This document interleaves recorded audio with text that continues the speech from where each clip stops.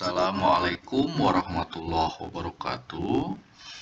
Baik, kita lanjutkan lagi belajar fisikanya. Hari ini kita akan membahas tentang gerak melingkar beraturan. Nah, dalam kehidupan kita sehari-hari, itu kita tidak bisa lepas dari yang namanya gerak melingkar. Nah, ada yang mengendarai sepeda, kemudian sepeda motor, ada yang berkendara dengan menggunakan mobil, semua ada gerak melingkar. Termasuk pesawat terbang pun menggunakan gerak melingkar karena membutuhkan roda untuk bergeraknya.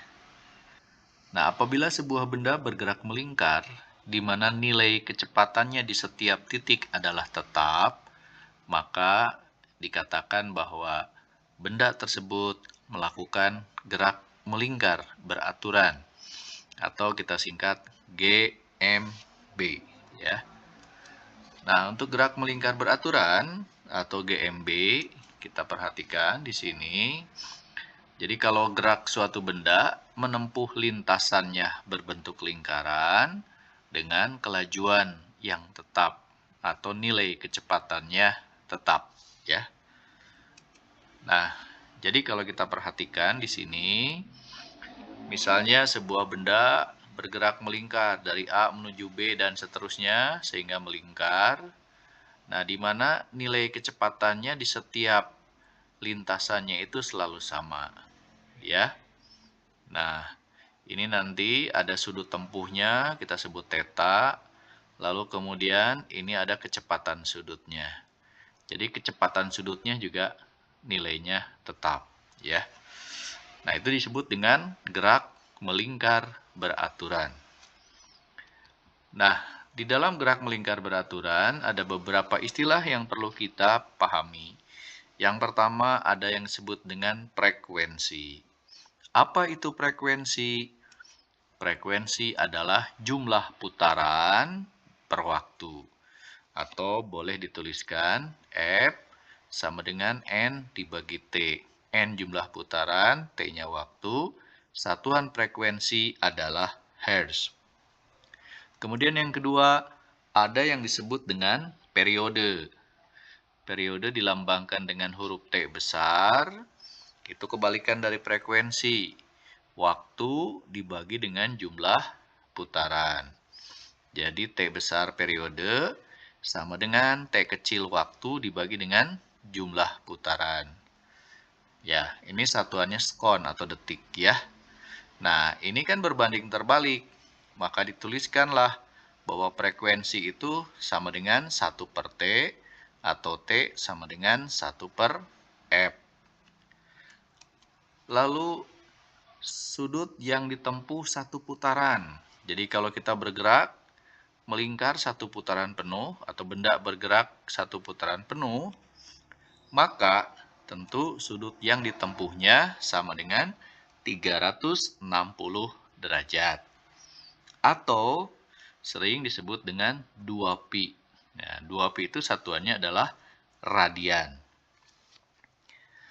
Nah, 2pi radian sama dengan 360 derajat. Pi itu nilainya 3,14.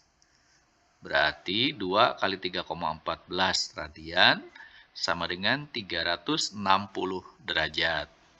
Jadi 1 radian berarti 360 dibagi 6,28. Berarti sama dengan 57,3 derajat. Itu 1 radian, ya. Kemudian apabila bergerak satu putaran, maka jarak yang ditempuhnya sama dengan keliling lingkaran. Maka berarti untuk S sama dengan keliling lingkaran, 2πr. Nah, sedangkan untuk satu putaran, 2pi itu sama dengan theta. Jadi 2pi-nya diganti dengan theta, sehingga boleh dituliskan hubungannya jarak yang ditempuh sama dengan sudut tempuh theta dikalikan dengan jari lingkarannya. Baik, kita lihat contohnya nomor 1, ya. Sebuah kipas angin berputar sebanyak 2400 kali setiap menitnya. Periode dan frekuensinya berapa? Nah, tadi periode itu waktu dibagi jumlah putaran. 1 menit 60 detik, ya. Nah, dibagi putarannya sebanyak 2400 kali. Ya. Jadi 60 dibagi 2400 atau 1/40 atau sama dengan 0,025 sekon, ya. Nah, sedangkan untuk frekuensi itu N dibagi dengan T. 2400 dibagi dengan 60 berarti sama dengan 40 Hz, ya. Baik, berikutnya ada lagi yang disebut dengan kecepatan sudut. Nah, biasa dilambangkan dengan huruf omega, ya. Jadi kalau kecepatan itu perubahan posisi dibagi dengan selang waktu. Tentu di sini perubahan posisi sudut, ya. Misalnya dia satu putaran. Kalau satu putaran berarti perubahan sudutnya 2pi. Waktu yang diperlukan untuk satu putaran namanya periode. Maka omega boleh dituliskan dengan persamaan 2pi per T. Atau boleh ditulis seperti sama dengan F. Jadi sama dengan 2πf. Nah, jadi omega atau kecepatan sudut rumusnya boleh 2pi per T atau 2πf. Satuannya radian per sekon, ya. Kemudian, kecepatan linier itu biasa dilambangkan dengan V. Nah, berarti jarak yang ditempuh dibagi selang waktu, ya. Nah, kalau satu putaran penuh itu kan 2πr sama dengan keliling lingkaran. Waktunya sama dengan periode. Jadi rumusnya 2πr dibagi dengan T. Atau boleh ditulis 2πf kali R, ya. Karena seperti sama dengan F. Nah, sedangkan tadi 2pi per T atau 2πf sama dengan omega. Berarti sama dengan omega kali R. Nah, jadi hubungan antara V dan omega, Pi sama dengan omega kali R. Kemudian yang lainnya, istilah yang perlu kita ketahui, ada yang disebut dengan percepatan, ya. Nah, di sini ada gerak melingkar di mana setiap titik nilai kecepatannya sama atau kelajuannya tetap. Nah, tetapi arahnya berubah-ubah, ya. Jadi misalnya di sini ada V1, di sini V2, ya. Nah, V1 ini kalau digeser arahnya seperti ini. Nah, kalau ke sini V1, berarti kalau ke sini min V1, ya. Jadi kalau digambar lagi, ini V2-nya, kemudian ini adalah min V1. Berarti kalau akhir dikurangi awal, V2 dikurangi V1 sama dengan delta V. Nah, ke sini. Jadi kalau kita perhatikan, delta P itu arahnya menuju ke pusat lingkaran. Nah, perubahan kecepatan ini menimbulkan yang namanya percepatan, ya. Nah, pada GMB nilai V1 sama dengan nilai V2, tetapi arahnya berbeda. Akibat perubahan arah tersebut, ya, perubahan arah kecepatan menimbulkan perubahan kecepatan karena arah dan akhirnya menimbulkan percepatan yang disebut dengan percepatan sentripetal. Nah, percepatan sentripetal itu dirumuskan AS sama dengan V kuadrat dibagi dengan R. Nah, karena V sama dengan omega kali R, maka percepatan sentripetal bisa diganti menjadi omega kali R dikuadratkan dibagi R. V-nya diganti dengan omega kali R. R-nya coret 1, sehingga A sentripetal atau percepatan sentripetal dirumuskan omega kuadrat kali R. Jadi kalau diketahuinya V, kita menggunakan rumus yang ini, V kuadrat per R. Tapi kalau diketahuinya omega, kita gunakan omega kuadrat kali R, ya. Baik, kita lihat contohnya. Contoh soal nomor 2. Sebuah benda bergerak melingkar beraturan, jari-jarinya 6 meter. Jika dalam 2 menit benda itu melakukan 16 kali putaran, maka kecepatan liniernya benda tersebut adalah berapa? Kecepatan linier itu V, ya. Kecepatan singgungnya. Nah, jadi kecepatan sudut dulu, omega, ya. 16 putaran dalam 2 menit. Berarti 2 kali 60 detik, ya. Nah, sedangkan satu putaran itu tadi 2 pi radian. Nah, dibagi dengan 120 sekon. Maka dari sini dapatlah nilai omeganya, ya. Yang ditanya V, kecepatan linier itu rumusnya omega kali R. Nah, omeganya tadi sudah kita hitung 4 pi per 15 rad per sekon. Kali jari-jarinya 6. Maka diperoleh 1,6 pi meter per sekon. Nomor 3. Jarum speedometer sebuah sepeda motor menunjukkan angka 1200 rpm. Berarti kecepatan sudut putaran mesin motor tersebut berapa radian per sekon. Di kendaraan ada yang namanya speedometer. Di dalam speedometer itu ada angka-angka yang menunjukkan kilometer per hour, ya, atau RPM. RPM itu putaran per menit, ya. Nah, jadi kalau ditanya kecepatan sudut, omeganya berarti 1200 RPM, 1200 putaran per menit. Nah, satu putaran itu 2 pi radian.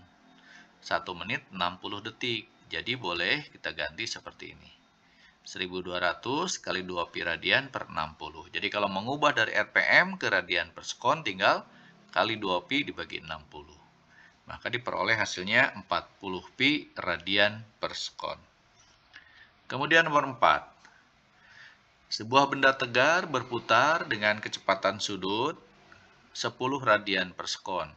Kecepatan linier suatu titik yang berada pada jarak 0,5 meter dari sumbu putar adalah berapa? Nah, jadi kalau sebuah benda berputar dengan kecepatan sudut tertentu, untuk mencari kecepatan linier tinggal hubungannya V omega kali R. Sudah ada semua, omeganya 10, R-nya 0,5. Maka hasilnya 5 meter per sekon. Kemudian nomor 5. Sebuah roda sepeda memiliki jari-jari 30 cm dan diputar melingkar beraturan. Jika kelajuan sebuah titik pada roda 6 meter per sekon, kecepatan sudutnya berapa? Ini kebalikan dari nomor 4, ya. Nah, jadi V itu omega kali R, ditanya omega, kecepatan sudut. Berarti V dibagi R. 6 dibagi 0,3. Ya, jangan lupa cm ubah dulu ke meter. Di sini ya, dibagi 100. Jadi 0,3. Jadi 6 dibagi 0,3 sama dengan 20 radian per sekon, ya. Kemudian nomor 6. Sebuah benda mula-mula diam, kemudian melakukan gerak melingkar beraturan dengan kecepatan sudut 240 rpm. Jika jari-jari lingkarannya 10 cm dan benda telah menempuh waktu 4 sekon, maka nilai kisaran yang benar adalah yang pertama periode dan frekuensi. Nah, jadi 240 rpm itu 240 putaran per menit. Kalau ke detik dibagi 60. Nah, putaran per detik itu sama dengan frekuensi.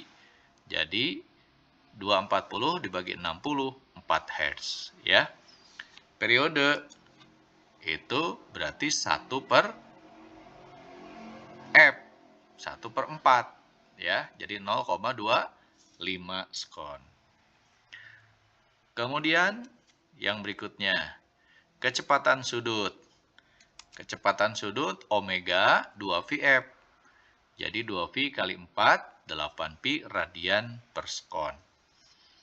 Jadi tadi yang A salah ya, frekuensinya 4 Hz, periodenya juga salah. Nah, yang kedua, di situ omeganya 8 pi. Kecepatan linearnya V sama dengan omega kali R.